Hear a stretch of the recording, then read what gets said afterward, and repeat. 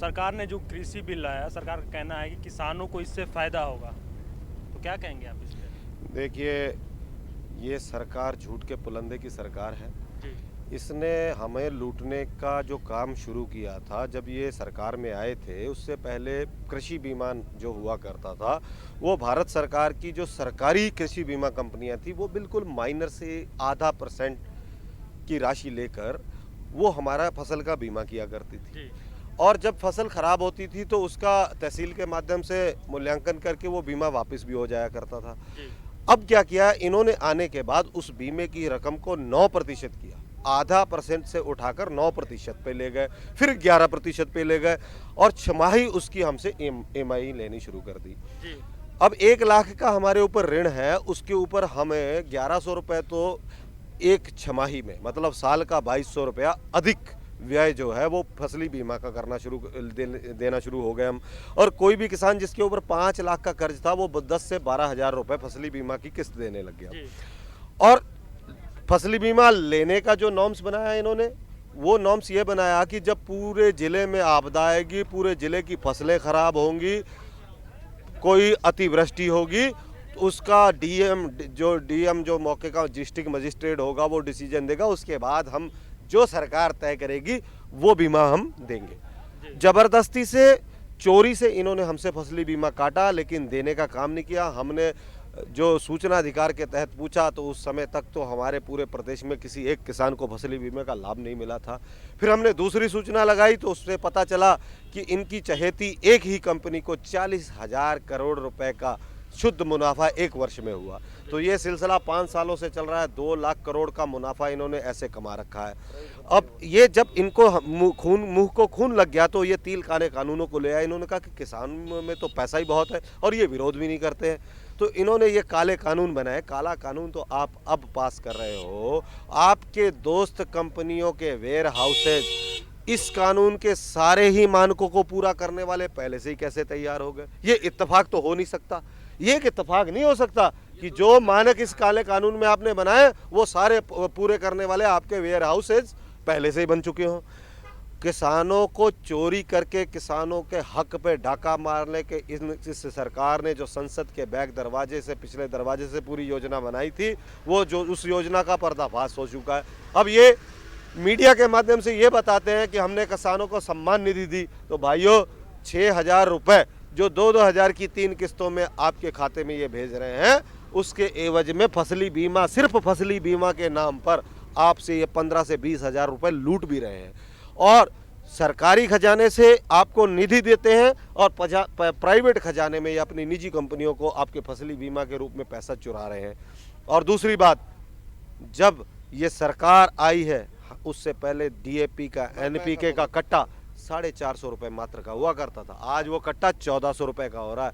इन्होंने हमारा महंगा डीजल, महंगी खादें, महंगे बीज, पता नहीं क्या क्या थोपा है।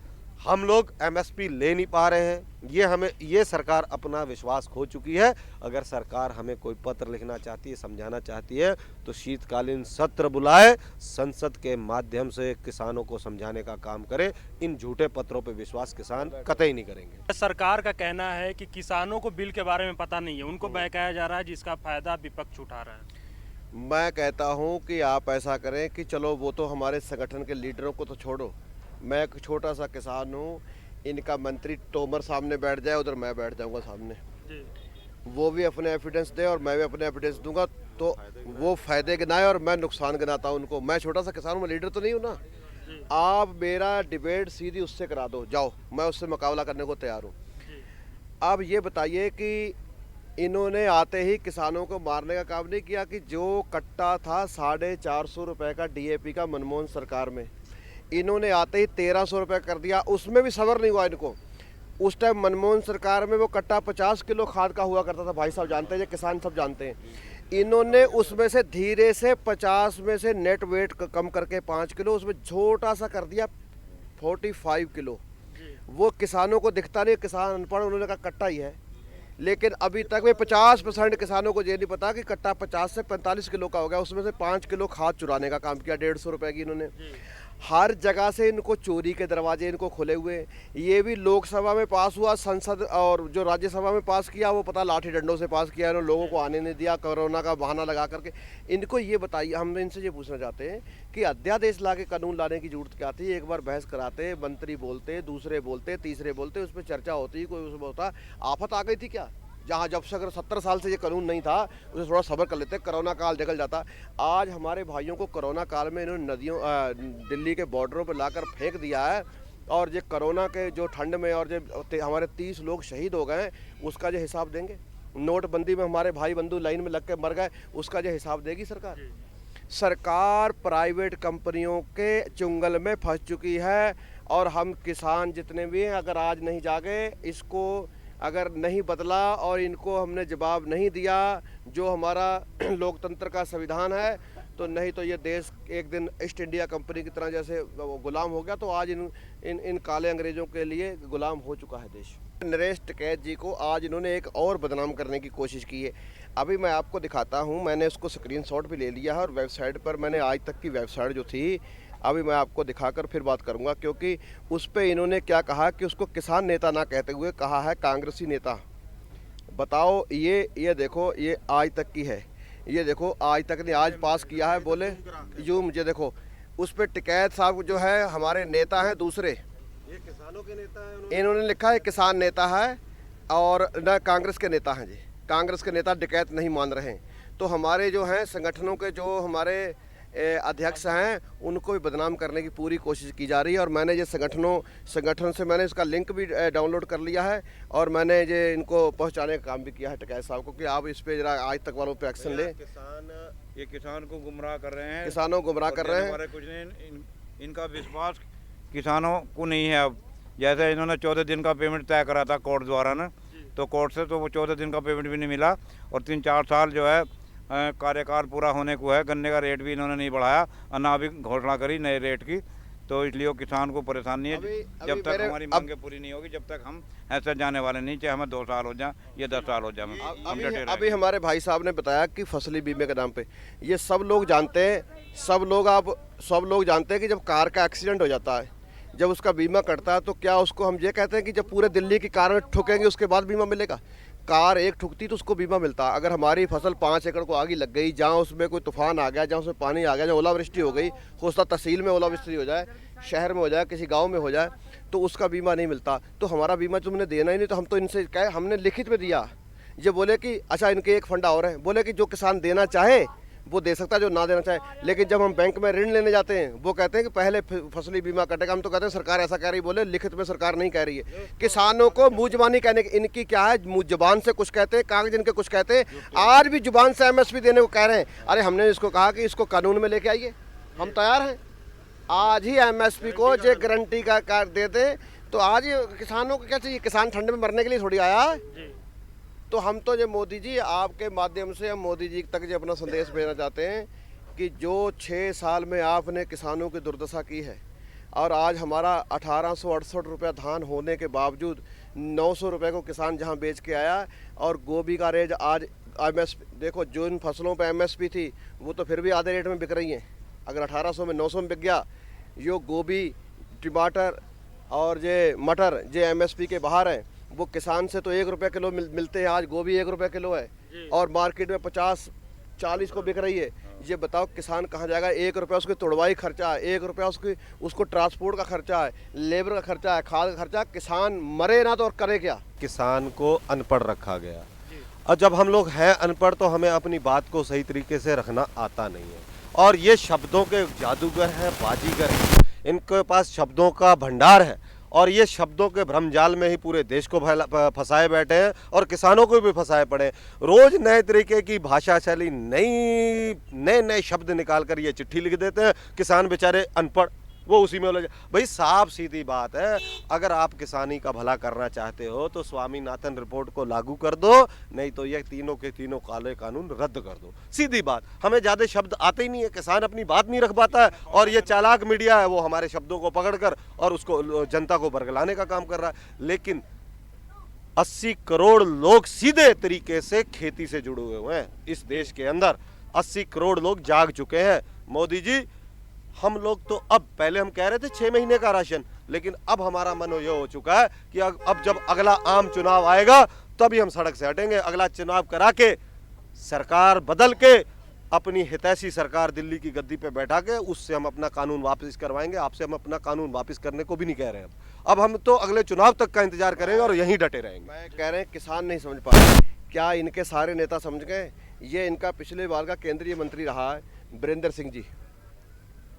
सिंह जी रहे हैं केंद्रीय मंत्री। इन्होंने आज कहा है कि ये कानून वापस लेने चाहिए और मैं किसानों के समर्थन में हूँ, मैं किसानों का बेटा हूँ। तो ये बताइए कि ये अपने मंत्रियों को तो समझा नहीं पा रहे हैं, मंत्री इनका विरोध कर रहे हैं, एमपी एमएलए इनका विरोध कर रहे हैं, लेकिन ये बताओ किसानों को समझाने की बात कर रहे हैं। इनका खुद का आरएसएस का जो संगठन है उसने शुरू में विरोध करा, लेकिन वो भी देखो संगठन जो है ना वो हिंदुत्व के लिए तो है नहीं, वो संगठन भाजपा को कैसे सत्ता में लाना है और कैसे सत्ता में रोक के रखना, आरएसएस का तो काम ये है। और उसके संगठन ने भी पहले मना कर दिया था, उसके बाद वो भी दबाव में आकर उन्होंने भी कह दिया अभी ठीक है कानून। लेकिन ये बताओ इनके जो मंत्री हैं, जो पुराना मंत्री पिछली सरकार में मंत्री रहे वीरेंद्र सिंह जी, ये भी कह रहे हैं कि भाई कानून गलत है। तो ये मोदी साहब अपने मंत्रियों की मान लो, वो आपसे सीनियर है, पिछली सरकार में मंत्री रहे हैं। जसवंत सिन्हा ने इनको कह दिया कि ये कानून गलत है, शत्रुघ्न सिन्हा जी कह रहे हैं, इनकी पार्टी के ही है ना, शत्रुघ्न सिन्हा जी कह रहे हैं कि ये कानून गलत है।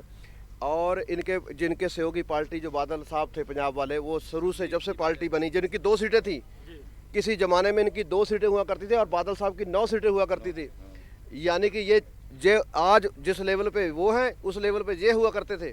तो उन्होंने भी इनको कहा भी ये कानून मतलब बनाओ, लेकिन जो नहीं माने तो उन्होंने अपना समर्थन वापस ले लिया, इनके सहयोगियों ने वापस ले लिया, इनके एमपी एमएलए कह रहे हैं कि ये कानून गलत है। तो ये हमारी ना माने, उनकी मान ले, कानून गलत है। हरियाणा की सरकार डावाडोल है। खट्टर को तो इस बात का खामियाजा भुगतना पड़ेगा कि किसानों के रास्ते में अवरोधक बने थे। अगर मोदी जी भी नहीं समझे तो दूर नहीं है, दिल्ली के इर्द गिर्द किसानों का जमावड़ा है और किसान अपना हक लेके ही छोड़ता है। जिद्दी तो किसान होता है भाई, हम तो बीज जब बोते हैं जब तक वो उग के फसल नहीं बन जाता हमारी जिद रहती है, हम उसको रोज देखने जाते हैं। ठीक है, तो ये हमारा धैर्य है, ये हमारी जिद है। और हम एक पेड़ बोते हैं लिप्टिस का या पॉपुलर का, तो हम उसको 7 साल बाद कटेगा तो 7 साल रोज देखने जाते हैं। ये हमारी जिद है, ये हमारा धैर्य है। तो मोदी जी आपके भी इंतजार करने लग गए, हम रोज दिन गिनते हैं, एक और आज कम हो गया, कल को एक दिन आपका और कम होगा। आपको सत्ता से हटना पड़ेगा। किसान अपनी मांगे मनवाएंगे, चाहे कोई भी शासक आए, वो दूसरा मानेगा, आप नहीं मानोगे। लेकिन ये समय था, आप ये सेहरा अपने सर पे बांध सकते थे, किसानों का भला कर सकते थे, लेकिन आपने नहीं किया। आप पता नहीं किस दबाव में है, या आपका अहंकार आपके ऊपर इतना हावी हो चुका है कि आप कि ठंड में पड़े अन्नदाता जो धरती के लाल है, भारत माँ के असली सपूत हैं, जो लोगों का पेट भरने का काम करते हैं, आप उनकी मौत देख रहे हो। आपने 2019 में पुलवामा के नाम पे लोगों को ठग लिया, अब किसानों के नाम पे ठगना चाह रहे थे। देश के लाल जाग चुके हैं, आपका जाना तय है। अब आपको कानून रद्द करने ही होंगे। अच्छा, सरकार का कहना है कि दूसरे राज्यों से किसानों का साथ मिल रहा है, समर्थन मिल रहा है। किस पे कौन सा राज्य है? वो राज्य तो दिखाएं। अगर मोदी जी का वाकई 56 इंची का सीना है तो ट्रेनें खोलो, आप ट्रेनें खोलो। आप यहाँ से लेके बरेली तक जो आपने 150 बैरिकेडिंग लगवाया है ना, उसको हटवा दो। हम बताएंगे कौन से राज्य का समर्थन है या नहीं है। आप बैरिकेडिंग खोलो, आप ट्रेन खोल दो, अभी आपको पता चल जाएगा किस किस राज्य का समर्थन है हमें। ये हमारे किसान भाइयों ये रोज फोन आते हैं कि इन्होंने हमें घरों में नजरबंद कर रखा है। जहाँ जहाँ इनकी प्रदेश सरकारें हैं वहाँ इन्होंने घरों में नजरबंद कर रखा है। और इत्तेफाक ये है कि दिल्ली के चारों ओर इनकी सरकार है, इनके राज्य सरकारें इनकी हैं। इन्होंने इतने बैरिकेडिंग लगा रखे हैं कि लोगों को अंदर ही नहीं आने दे रहे हैं। ट्रेन बंद कर रखी है कोरोना के नाम पर। अरे अपनी गलतियों को छुपाने के लिए सारा देश बंद करके रखे पड़े हो आप। क्यों नहीं हो रहा इन किसानों को, बेचारे किसानों को कोरोना? अब बंद कमरों में आपने तो संसद का सत्र तक रद्द कर दिया है भाई। वेस्ट बंगाल में कोरोना क्यों नहीं हो रहा? आप अगर कहते हो ना हर प्रदेश से प्रोटेस्ट नहीं हो रही है, आप ट्रेन खोल दो 10 दिन के लिए, फिर आप दिल्ली में अगर तिल डालने की जगह बच जाए तो हम मान जाएंगे आपको।